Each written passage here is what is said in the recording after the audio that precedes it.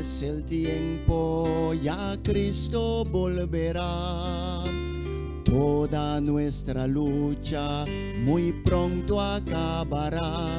Al final del conflicto el triunfo llegará. Nos iremos al hogar. Vamos adelante, Satanás vencido está. En la cruz de Cristo la victoria nos dará. Hoy podremos sin miedo al mundo proclamar que en su cruz perdón habrá. Al pie de la cruz llegamos, Señor, para que tu sangre nos dé tu perdón, que tu Santo Espíritu pueda obrar, uniendo a tu iglesia para el día final.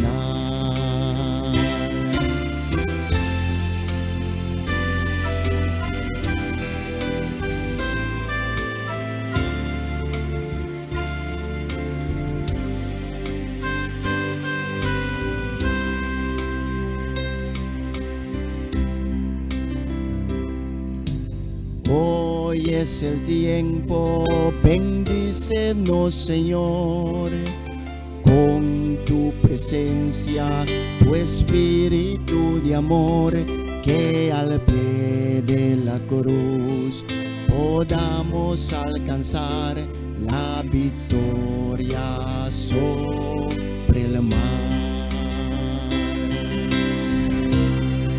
Al pie de la cruz llegamos, Señor, para que tu sangre nos dé tu perdón, que tu Santo Espíritu pueda obrar, uniendo a tu iglesia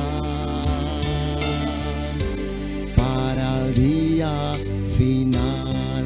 Al pie de la cruz llegamos, Señor, para que tu sangre nos dé tu perdón, que tu Santo Espíritu pueda obrar, uniendo a tu iglesia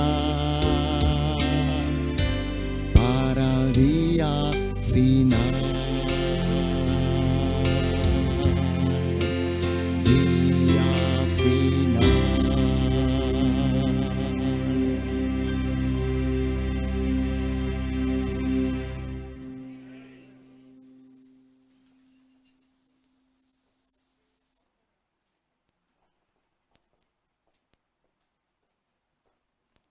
Muy bien.